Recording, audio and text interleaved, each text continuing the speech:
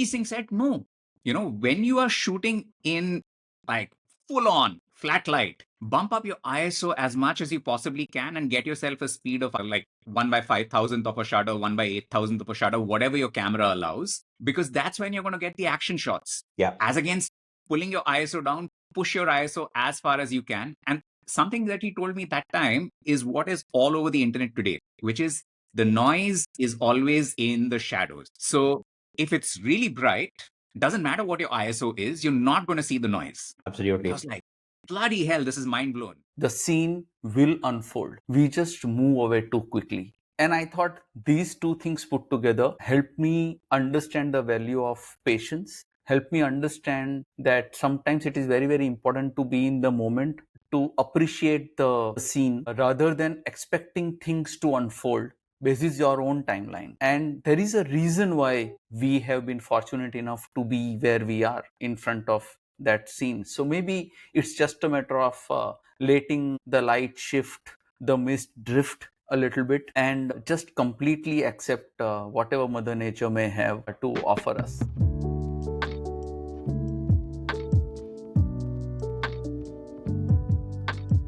Some of my biggest learnings in wildlife photography have come from discussions with fellow photographers and travelers. My dear friends, Manish and Sumeet are also wildlife photographers, and their perspectives have made me a better photographer. This conversation is about recommendations, nudges, one-liners, or hacks that helped us improve our craft and may help you too.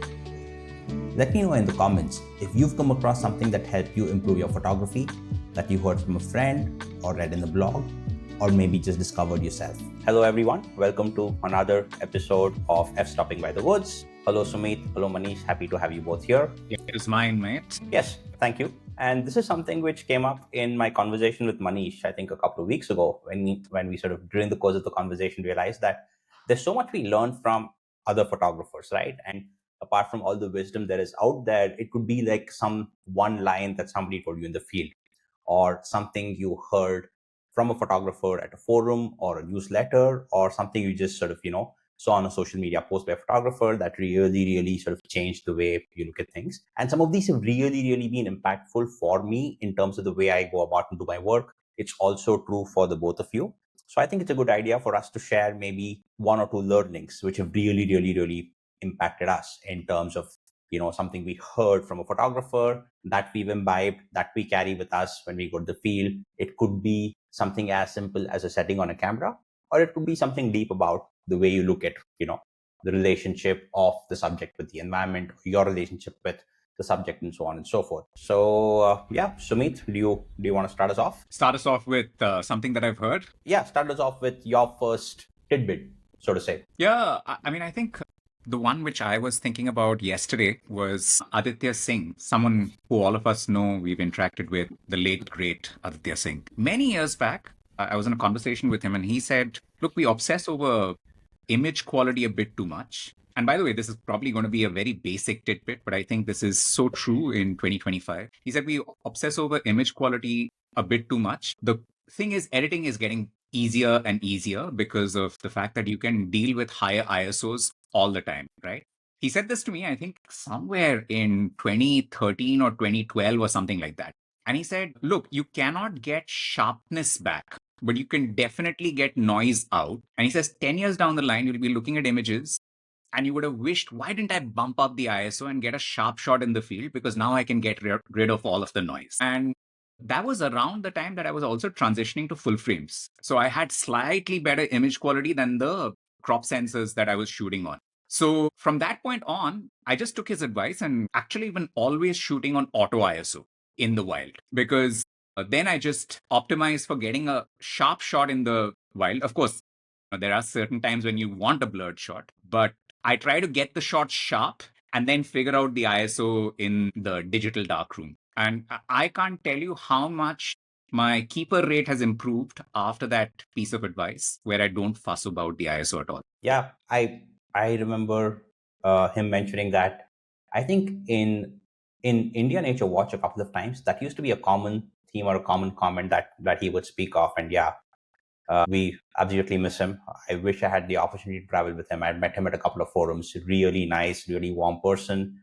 I think when I first saw the comment, I don't know if cameras then came with auto ISOs, but he had said something to the extent of, my default is ISO 6400. And I could not like fathom it, because back then I was shooting with 40D, which let me go up only to like 1250 or something on ISO, right? So I just could not make sense of it, right? And then I had to sort of find him on Facebook, ping him and ask him. And he was kind enough to explain the whole thing to me, saying that, well, you cannot get sharpness back. In wildlife, sharpness is more important. Image quality, you can adjust a bit. And if it's too dark, well, it's too dark. You can't do much about it. But if it's bright and your shutter speed's not enough, that's an image you've lost. And our cameras are capable of better image quality, even at highest ISOs, than we give it credit for. No, something he told at that time was completely counterintuitive to me. So I don't know if you remember, we would have our ISOs bumped up when we entered the park, and slowly we would keep bringing them down a smidge, right? And by the time it was like, say, 9:30, the sun's out, we are shooting at ISO 100, right? Or thereabouts. Dicky Singh said, no, when you are shooting in like full on flat light, bump up your ISO as much as you possibly can and get yourself a speed of like 1/5000th of a shutter, 1/8000th of a shutter, whatever your camera allows, because that's when you're going to get the action shots. Yeah. As against pulling your ISO down, push your ISO as far as you can. And something that he told me that time is what is all over the internet today, which is the noise is always in the shadows. So if it's really bright, doesn't matter what your ISO is, you're not going to see the noise. Absolutely. I was like, bloody hell, this is mind blown. Yeah, and it has definitely helped us, because I think it took us a fair while to get used to it. You were one of the early adopters of that, but I started doing that much later in 2017, 2018. And yeah, for sure, the number of keepers have been higher. Yeah, thanks to Dicky Singh for that. Yeah, Manish, do you want to take us to the next one after you've quietly judged the both of us for talking about things like shutter speed and sharp image and all of those, worldly wildlife photographer things? No. To be honest with you, the number of images that I have been able to save, so to say, because of this learning that Sumit shared with me many years ago, is incredible. And in fact, Sumit even told me very categorically that you will always find noise in the blue channel. Sumit, do I remember this correctly? And I think a lot of the photographers, irrespective of their approach and their style, I think put a lot of emphasis on technical brilliance, and I think that comes before everything else. If you don't know your equipment well, if you don't know the relationship between the input and output, then I think making images as per your vision and the way you want them to come out will not happen. And I guess this is a great idea, a great subject, Anurup, to talk about, because I genuinely believe that as photographers, as artists, there is this space where we are making art, which is making images in the field, actually pressing the shutter, so to say. And then there is the space where we are traveling from point A to point B. And it's in this liminal space that a lot of these conversations happen, and we actually get to learn and grow as artists, as photographers. So I'm sure that some of the learnings that we'll share will be specifically with respect to our relationship with the craft. Some of it will be with respect to our relationship with the medium, and some of it will be very specific to our relationship with the subject that we are photographing. The one that I would like to share is about how my relationship with the subject changed after this specific conversation. And it was our good friend Radha Rangarajan who once told me in Amboli. So we were looking at this huge tree, and we were just talking about how old this tree must be. And she said, so this conversation went on for some time, and then she said, trees are witnesses to the eternity of a landscape. Trees are witnesses to the eternity of a landscape. And this thought stayed with me even till date. A lot of times, like they say, if you change the way you look at things, the things you look at change. And after I heard this from her, I could never look at the tree in the same way again. Every time I would look at a tree, I would think about trees as memory keepers, trees as witnesses, and the number of seasonal changes that they would have witnessed, the number of sunrises and sunsets that they would have witnessed, the monsoon and migrations that this tree would have witnessed. And it also kind of helped me bring a lot of that work into the body of work which I built on many moods of trees. A lot of the times I would pass by a tree that's in my neighborhood, and I would think about, well, long before there were these roads, long before we could find the right words to describe these trees, there were these trees, and in the hush beneath these branches and these barks,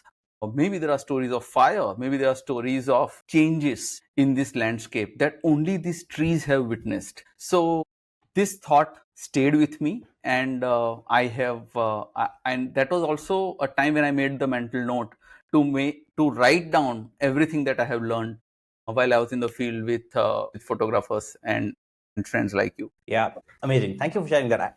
It sort of goes to show that, like, just one sentence that somebody could say when they're with you in the field, when you're both photographing something, it can lead you to a very, very sort of different direction and a very big project. Like, in a way, sort of that helped you think about trees so much more that it got you to create a project on trees. And that's a really, really lovely set of photos, right? So amazing, amazing. Thank you. Thank you for sharing that. A lot of times what also happens with this, thanks to these conversations, is that the next time you approach the subject, you don't approach it in the same manner, you approach it differently. Like, this might sound very philosophical, but it almost seems like the tree in its stillness holds an invitation. Or for 100%. example, you also get to learn and understand why a subject which may seem very basic, and a subject that's always there like a tree, has drawn so many artists, photographers, wanderers to the idea of either photographing tree, documenting tree, or writing about it. And I think this shift in perspective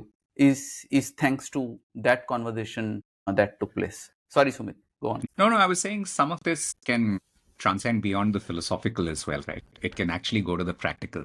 Couple of things.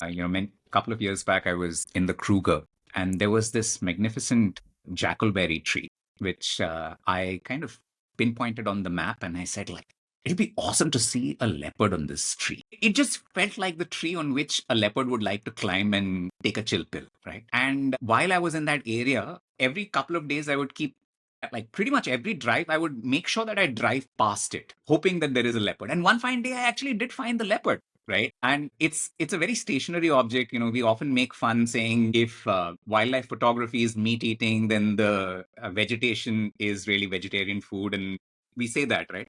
But even now, like, I'm off to the Kalahari in a few days.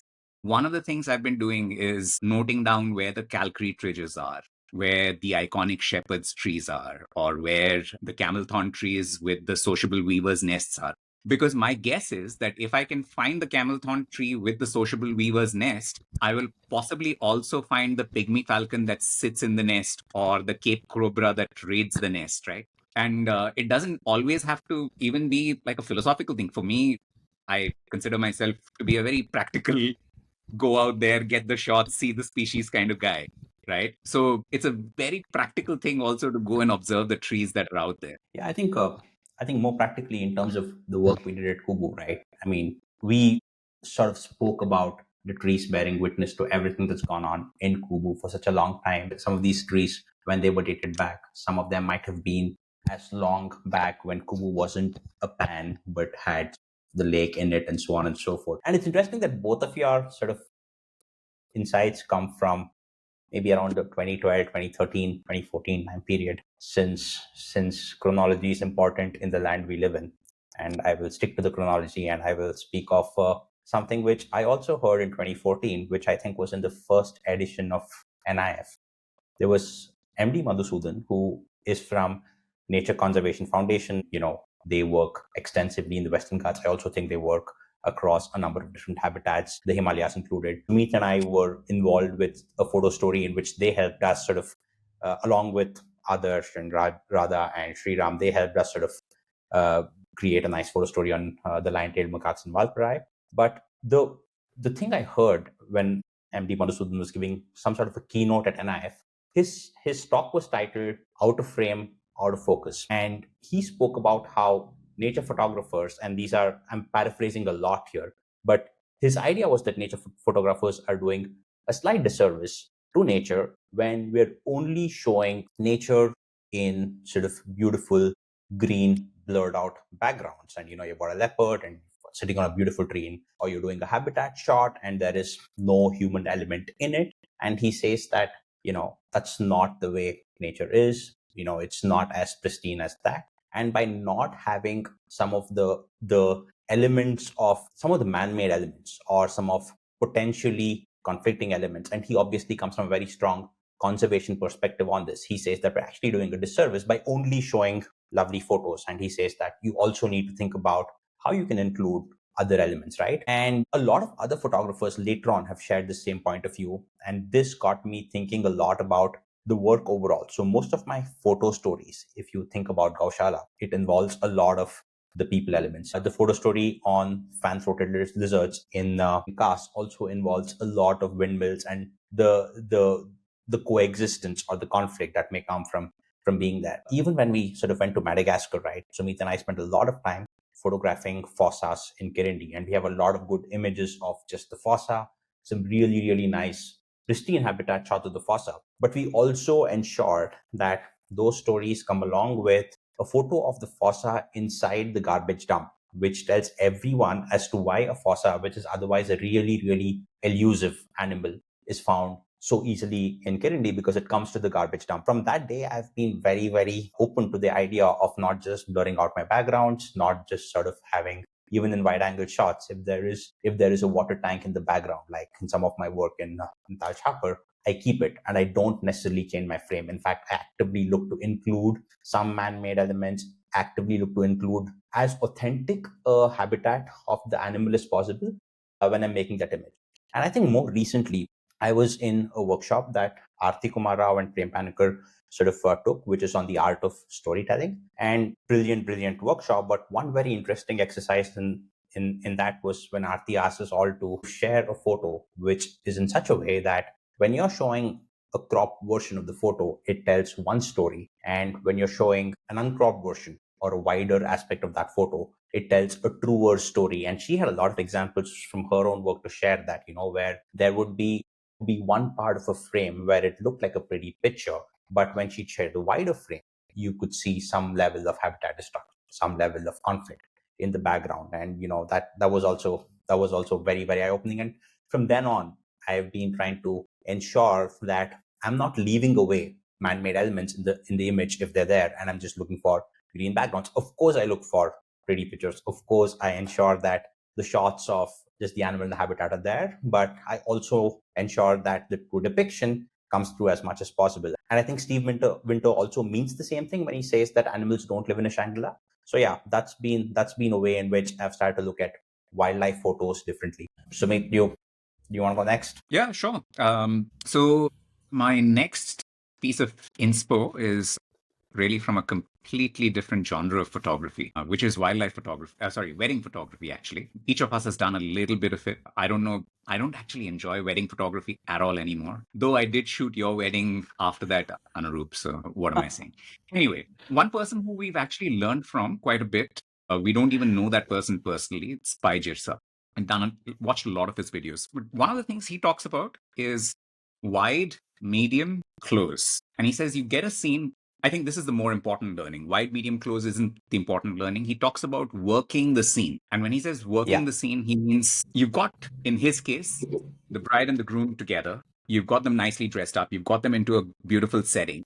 Don't just take one photograph and run off. He says, work that particular scene. Try to milk it as much as you possibly can. And he says the easiest thing you can do is go wide, go medium, and then go absolutely close. And of course, you can do far more. And I found that to be a really useful way to think of wildlife scenes that we see as well, wherein we're often carrying a range of focal lengths. Usually, if I'm shooting wider in wildlife, generally the wider focal lengths are 70 mm onwards. And if I'm between 70 and 200, I'll shoot with one lens, and then 200 to 300 and 400, I'll move to another lens. And then I'll look for the really tight perspective where I've got the head of the animal or something like that. And if sometimes the situation affords it, I will go 2470, 1635, etc. But the point is that it gives you different perspectives for that particular scene. It also translates to get low, get at eye level, get higher. And I remember there was this one time you and I, Anurup, we were in Gir, and there was this lion called Raju, who used to be at that point, the tourist favorite. And we were both photographing this lion. And because I was so obsessed with being low, I stayed low all throughout. And I got some decent photos. But there was one time where you slyly just stood up in the vehicle and zoomed out and got a really nice habitat shot.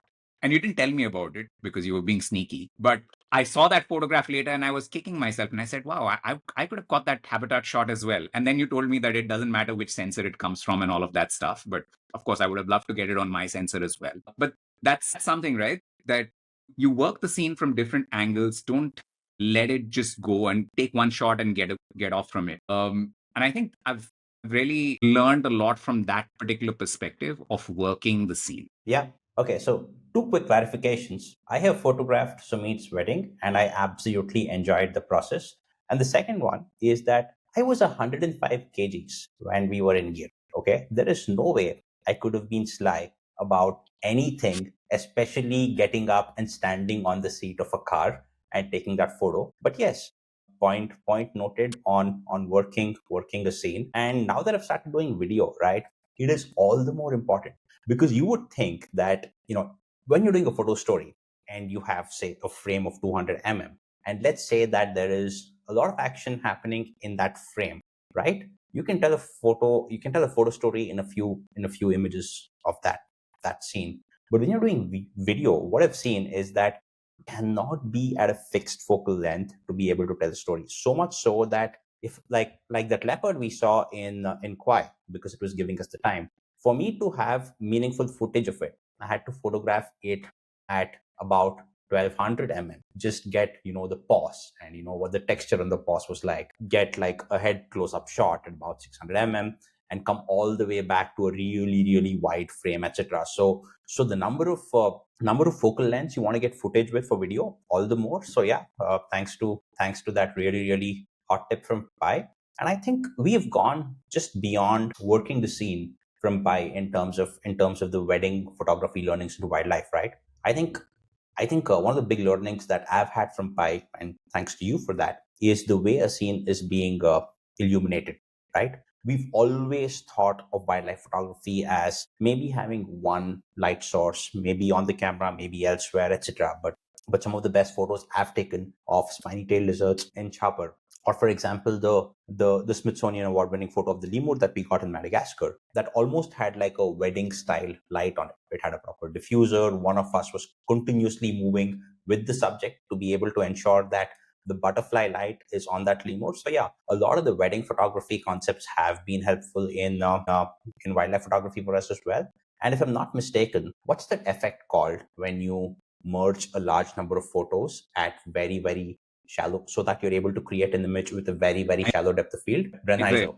Yeah. So the Brennheiser, we photographed a number of subjects in the Brennheiser way, which is essentially taking a large number of photos at the maximum allowable focal length that your lens provides and sort of stick them together so that the overall image gives you a very very shallow depth of field. And I particularly like a photograph of a family of tigers that have taken in Cabernet. Yeah, so those are a lot of the learnings that we've got from wedding. One of the things with wildlife photography is we started our wildlife photography at a time when social media was big and we were seeking a lot of external influence. I mean, I think you and Manish spoke about this in your previous discussion. And that led to a really counterproductive behavior, which was we were always trying to seek the winning shot, one shot that rules them all. Yeah. Wedding photography is nothing like that. Yeah. If you remember, Manish, Anurup, in that wedding, we were thinking in diptychs and triptychs. I don't even know if I'm pronouncing those words right, but we were thinking of collections of images that tell a story together. And that was a big eye opener for me. Actually, from that point on, I've not been thinking about one image to rule them all. I've been trying to think about how do I put 4 or 5 images, or maybe 3 images together that tell the story of a scene as I saw it. Because again, I've actually brought down who my audience is. My audience is my family first. When I come back from a trip that I've been to alone, can I tell them what that trip was like? And it's very hard to tell that trip only through these money shots, one image that rule them all, money shot kind of concepts, right? Yeah. So I mean, that's another influence that I've taken from wedding photography into wildlife photography. One of the things that we often overlook is how a lot of times when we have to really seek inspiration and grow, we need to sort of look beyond our own echo chambers. So that's where I think what both of you spoke about drawing inspiration in nature and wildlife photography from something that's so far away in terms of its concept and the way it is done, which is wedding photography, is also very, very interesting. And sometimes there is, I think, the learning here also is that as artists, there is value in exploring things that we don't often explore. Maybe watching films that we don't watch often, reading books that we don't read often, and explore genres that we don't understand very, very well. Look at art that we don't fully understand, and maybe there is some learning that we can take from there and apply it in our own practice, in our own approach towards art. Makes sense. So Manish, what's your next tidbit? So this one is actually very, very close to what we just spoke about, but it is something that happens before the moment. So this actually is something that I learned from two photographers, Rahul Sachdev, whose work I deeply admire. We all deeply admire. Yes. And sometimes when I seek inspiration, I'll just go to his website and his Instagram feed and just spend hours on it just to learn about the way he looks at a scene and his visual language overall. So there was this one time when he said, "आने का मौका मिला है, थोड़ा सब्र रखते हैं." And I thought it was very poetic and full of gratitude. He said that we are fortunate to be here. And I could then connect it to this tidbit that another friend shared with me. His name is Udit Kulshrestha. He's a very, very accomplished photographer. And he said, "You are here because it is the calling of the moment. The scene will unfold. We just move away too quickly." And I thought these two things put together helped me understand the value of patience, helped me understand that sometimes it is very, very important to be in the moment, to appreciate the scene rather than expecting things to unfold. This is your own timeline. And there is a reason why we have been fortunate enough to be where we are in front of that scene. So maybe it's just a matter of letting the light shift, the mist drift a little bit, and just completely accept whatever Mother Nature may have to offer us. So this is one thing that also helped me spend more time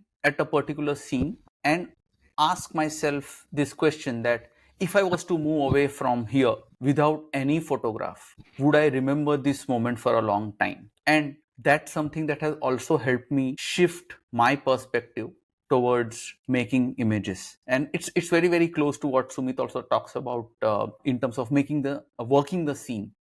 Yeah. So that this learning is something that I really wanted to share as something that has contributed in a big way to my development as a photographer. I think in wildlife, it always, I know that you're talking about it from a very, very higher order perspective in terms of waiting for the moment and just appreciating the scene. And after the moment is past, absorbing it a lot more. But in wildlife, from a very functional perspective, it is very, very useful to just wait for as long as you can at any given thing. I think, again, in Kauai, we were on the second day that we saw a leopard on the street, and I think it was almost noon, right? Probably a little beyond noon. It is really hot, very dry. We just thought, let's wait it out. Let's see what shows up. There was this leopard on a tree who had eaten the meal and was just chilling, not doing anything. And out of the blue, we saw one of the most amazing natural history moments that I've come across, when two lions walked up to that scene and tried to, make a climb, tried to scare the leopard away, then sat for a bit. It was just amazing to see the interaction. So in wildlife, always wait when something's going on, even after you think it's all done. I feel particularly smug about that moment because my wife Gayatri was complaining that nothing is happening. And I told her nothing is happening until something is happening. I said those words. Yeah. And very soon the lions came in, they climbed up the tree, and all pandemonium broke loose, right? So, when things like this happen, I can't tell you how happy I feel because I love feeling smug about things. Absolutely. And for those of you who haven't, I've got a detailed video about this to watch it. It is a really, really outstanding natural history moment. And I think my next learning is very, very related to sort of waiting and, waiting it out. I think most of us have heard of Paul Nickleon, who's one of the best photographers in wildlife in the world. And he has this newsletter, and he had one of these emails mentioning what's called a 20-60-20 rule, in which he says that, and he's referring to the way he apportions his time. He says 20% of the time is what he gets in terms of getting these sharp printable shots. And he's a photographer for Nat Geo, so he needs sharp printable shots. So if he's gone to photograph bears, he needs bears that make it to sort of cover photo, what a bear looks like. And he only spends 20% of his time on that. He says sort of the next 60% of the time, he tries for creative shots like long exposures. He breaks the traditional rules of composition. He goes wider. He tries to surprise himself. He gets some really, really interesting shots. And some of his most popular shots of the spirit bear are, he says, in this 60% of the time, right? So if I had to think about the way his time is apportioned, most shots that we see are done in 20% of the time. 60% of the time goes into like one or two of those really, really amazing epic shots. And then he says the other 20% he spends on shots which may never ever see light of day, but he may just get one or two of them out, like, things like long exposure of fast moving subjects, something completely sort of creative. And I was thinking, what a sort of good way of looking at things this is, because I typically moved on from a scene after getting the 20%. In a way, working the scene is sort of leading into this. Think about being in Amboli, right? You've seen your gliding frog. You've made your shots of your gliding frog. You've got maybe 2-3 versions of it. Then you walk on and look for the pit viper. And I thought all of my photography has been this way. And obviously, it's not a fair comparison, because someone like Paul Nickleon has all the bandwidth and all the time in the world to be in the field for months on end, and a portion of his time is 20, 60, and 20. But if I were to think about how I can imbibe that learning into, for example, a day I spend in the field and get more, in terms of, let's leave the numbers aside. Let's forget about 20, 60, and 20 or whatever. But after you've got your sharp shots, how much time are you spending in terms of getting those creative shots, those wide angles that really make you happy, something that got me thinking, which is how most of my work in Tal Chapur with the spiny-tailed lizards have all been, in that last category. I don't think there are more than 3 or 4 shots that I'm happy with, but that's a place I go back to year after year and get some of those shots. And I was doing that even before I read this newsletter by Paul Nickleon. But having read this sort of gave me a lot of validation in terms of it's totally okay to spend in those hours and not have anything to show for it. So this time when I was in Amboli, and I was there only for 2 days, I spent all my time, for the duration that it didn't rain, at one place which had bush frog eggs, and just photographed that to my heart's content. And maybe the last 2 or 3 hours I spent there, I don't have any images to show for, but just the effort that I put in and tried to get some really, really different sort of wide angles and tried to get some really different perspectives on that, felt very happy about it. And that for me is a very, very good guideline, I'd say, in terms of how I'm trying to apportion my time.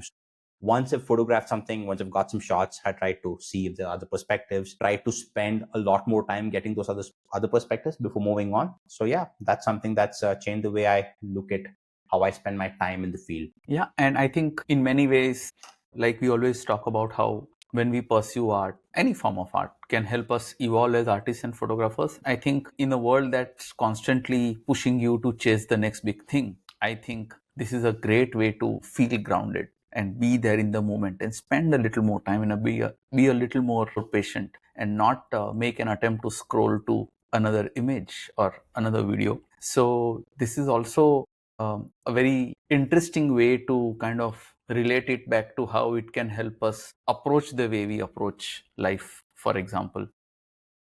For sure. And I'm somehow reminded of what Barry Lopez once said, that we are all held together not by atoms but by stories, and that story, whether a real one or a remarkable one, will eventually unfold. And maybe it will just take a little bit of patience from our end to let the story unfold completely. Sumit, what's your next insight? One thing I just wanted to round off what you were saying early on. One of the things that we used to do is of course, we weren't earning much either. So we'd spend. Well, I still don't. So yes.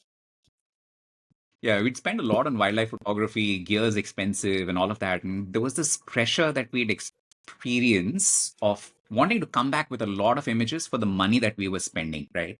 And I think I've come to the conclusion that that's a rather stressful way of looking at something that should bring us joy.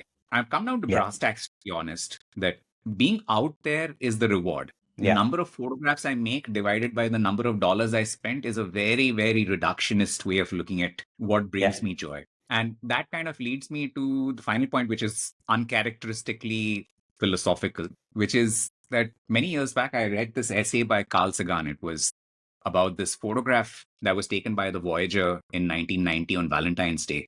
It's called The Pale Blue Dot. It's a really Yeah. awesome essay. You should read it. But there's one Yeah. line in that essay that says, our posturings, our self imagined importance, the delusion we have, some privileged position in the universe are challenged by this point of pale light. Because in the context of the universe, the earth is just a pale blue dot, right? And then, very recently I read Oliver Berkman, and he says, all of us want to be a Michelangelo, all of us want to be an Einstein, a Mozart, but there was only one of them. And regardless of how awesome you think Steve Jobs' iPhone was, after a few generations, even that'll be so very few people in the world get remembered beyond their own generation in any case. So why do we place so much importance on the one photograph that we'll make that'll wow the world, or the body of work that we will create that'll somehow live on? It's very unlikely that it will. But what is more likely is, are you happy in the act or are you not? That is something which is completely within your control. What people will remember and what legacy you will leave behind and all of that is out of your control. Whether you're happy in the moment or not is within your control. And so that has allowed me to recalibrate things a bit, to say, why am I doing this in the first place? I'm out there because I get joy even seeing a herd of zebra at a waterhole, kicking up the dust. Yeah. Even if there is no lion at the waterhole, I don't care. I enjoy seeing the zebra kicking up dust, right? And I think that reconnection of what it means to you is important. And then it also helps you get away from some of the baggage that we carry, philosophically speaking, not necessarily literally speaking. And it does come back to this point about baggage, which is, back in the day, I had a very huge ego about these things. I'm only going to shoot handheld. Guess Yeah. what? You go to the Himalayas, you can't shoot handheld. You lose the subject. Get rid of that goddamn ego. Similarly, I'm always going to carry my bag because I'm strong. And guess what? You're doing a big trek with a bag on your back. By the time you reach the subject, you've got that heavy bag. You've lost all interest in photography, the thing that you went there for. Yeah. And guess what? You might have done that based on some principle, but there is some poor soul who actually earns a living from carrying your bag. Why not give them that chance to earn that living? Why be so wedded to your principles? So I've actually lightened up considerably by realizing my cosmic insignificance, is what I'm trying to say. I think there is, in general, a lot of merit to not carrying your heavy bag around. As I realized, if I wasn't carrying my heavy bag around, maybe I would not have broken my shoulder when I fell down in Goa. But I was carrying my heavy bag around, which had a big tripod and a couple of lenses and the camera, and you know how heavy that is. So yeah, apart from the philosophical baggage that shouldn't be carried around, even in a very literal sense, it's good to maybe, if you have help, use it. And we did that in Spiti a fair bit, because I don't think we had an option there. I wouldn't be able to climb in those altitudes, in those distances, if the porters weren't there to help us around. So yes, absolutely. It's also a it- seasonal income for certain people, right? So, Yeah, it is. you kind of Yeah. support the local economy in some way by getting that seasonal income because you can afford it. it actually leads me to my next point. This is something that Nitesh Mohanty told me. Just for those who may not know him, Nitesh Mohanty runs this amazing workshop called Ways of Seeing with Plork School of Thought, and I would highly recommend everybody to attend that workshop at least once. So he told me something very simple, which stayed with me, and it actually relates to what Sumit just spoke about, which is that sometimes we photograph to remember, sometimes we photograph to forget. And it's a very, very simple thought, but it kind of reminds us that art or photography or any medium of art doesn't need to have a purpose. We all approach it for our own reasons. We all approach it because we find value in something. You may see one person walking into the morning just thinking about just thinking about finding beauty in the sunrise, and someone else may be walking into the same morning thinking about how they can leave the grief that they may be suffering from behind. So this actually also reminds me of this really funny conversation that happened in one of the safaris, where a fellow photographer told me ki so to the safari where nothing was happening, like we say, and he said, Manish भाई ज्यादा फर्क नहीं है, आप connection देख रहे हो और मैं Kokalla. So it basically reminded me that all of us have our own reasons why we walk into a forest. And I'm just going to quote Robert Macfarlane on this, where he says that people go out into the forest for different reasons, some to forget, some to remember, some to look for signs, others to leave them behind. So this is just a way for all of us to remember that we may choose to capture a moment or not, photograph or not, look at art or not look at art, but we may all have our own reasons, and the reward, like Sumit says, lies in the journey and not in how many photographs we came back with. Absolutely. I think I'm gonna bring the level of the discussion absolutely down from the really really high philosophical to the absolutely mundane with the next thing I'm gonna say. But I'm gonna say it sort of anyway, and you both are gonna probably enjoy this. For the longest time, I've believed that there are two types of light in photography. That there is good light and there is bad light. And if the light is coming from behind my shoulder and is falling on the subject I'm photographing and casting no shadow on it whatsoever, with every single feather of the bird in absolute sharp focus, with every single color being, highlighted and glistening in the colors of the early morning or late evening sun, it's good light. And the opposite binary classification of that is bad light, and there is nothing in between. And I think that's probably true for a lot of photographers, because that's how we start out, right? We start out in terms of wildlife photography being done early in the morning, late in the evening, because the light is best then. When the light is best then, you want subjects in good light and you shoot them then, until it took a fair bit of brainwashing from both of you till we photographed fox pups, the Indian fox in Run of Kutch, I think in 2016, where one fine evening we decided to position our subjects against the setting sun and not in front of the setting sun. And I was like, this is blasphemy. We should not be doing this. We're ruining the session. Till I went back and saw some of those images, and they were actually some of the most memorable images with the hues and all that. And then we experimented a lot more by shooting in terms of different sides. And what that actually led me to do is that it led me to think about spending time in the field in a very different way, and led me to understand that there is always some light, and some images work in some direction, some images don't work in another direction. But any sort of light you're in, you can make good storytelling images from it. It just depends on what you're trying to do with it. And I think there is this other very senior photographer called V. Krishnan, who was also colleagues with us in Nokia, Manish, if you remember, right? And he's proper old timer, been doing it for a really long time. And he told me this. He said that, when he's in Bharatpur, he said that he really likes photographing at high noon, because, you can do a lot of your high key, low key images. And he says that the highlights and the shadows and the contrast is absolutely beautiful then. And that also sort of got me thinking about light, because as wildlife photographers, I got into this sort of zone of getting out there early in the morning, going to Hesargata, and there's only one way you shoot your raptors in Hesargata. Then you get to Kabini, and there's only one way you shoot a leopard, which is in great light. And you sort of get put into that system of thinking, what is good light, what is bad light. So thank you both for helping me think about shooting against the sun, shooting from the side, and so on and so forth. And all of that have helped me really a lot in videos, because in videos you're shooting in a lot of different light. In videos you want a lot of different light, and you want sort of the elephant kicking the dust up against the setting sun in videos. Yeah, all of that is thanks to that one evening in Run of Kutch,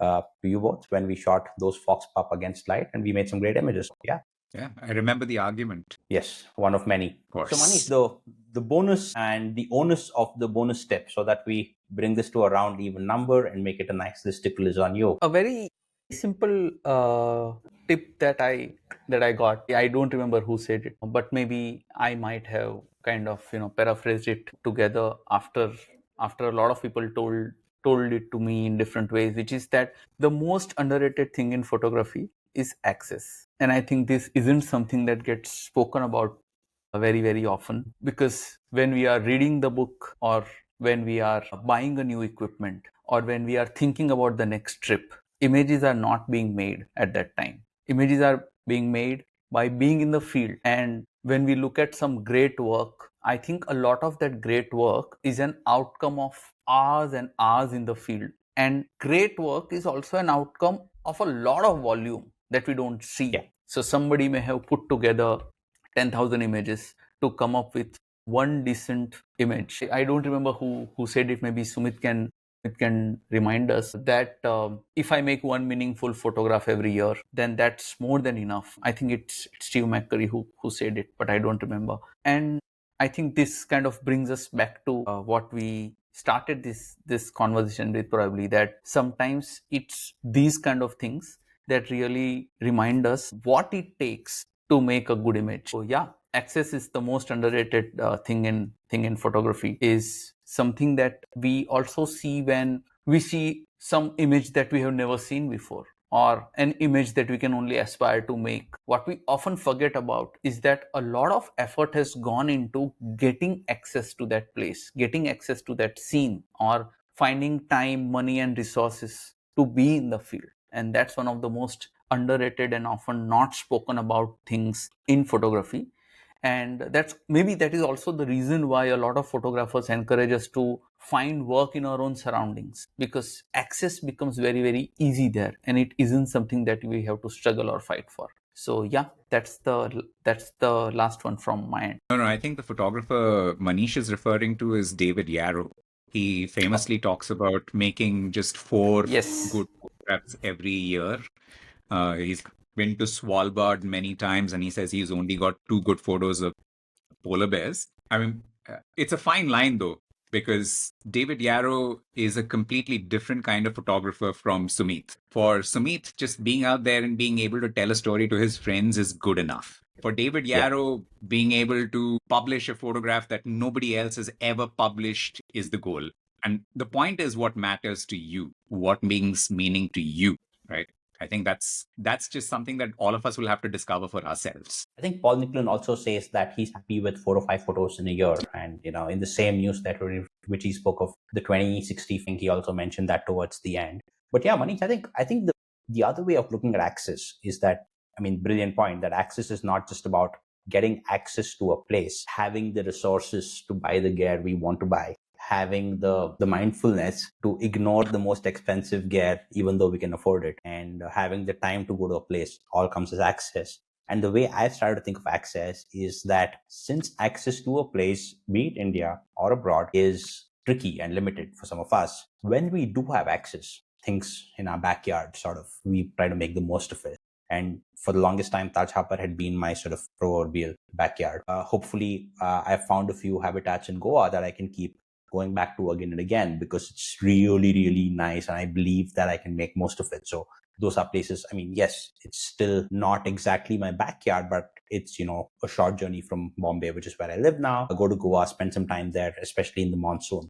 So yeah, I think the way I'd like to look at access is, yes, access matters a lot. And I don't want to worry too much about the places I want to spend time in and how I get access there. The way I think of it is, if I have access, how do I spend more of my time there? So yeah, definitely thinking more of that in terms of either Goa or in Karbanwadi, which is Sumeet's backyard. So yes, thank you for sharing that. So thank you for your time, folks, and for those of you who have still tuned in, 50 odd minutes in, thank you for watching.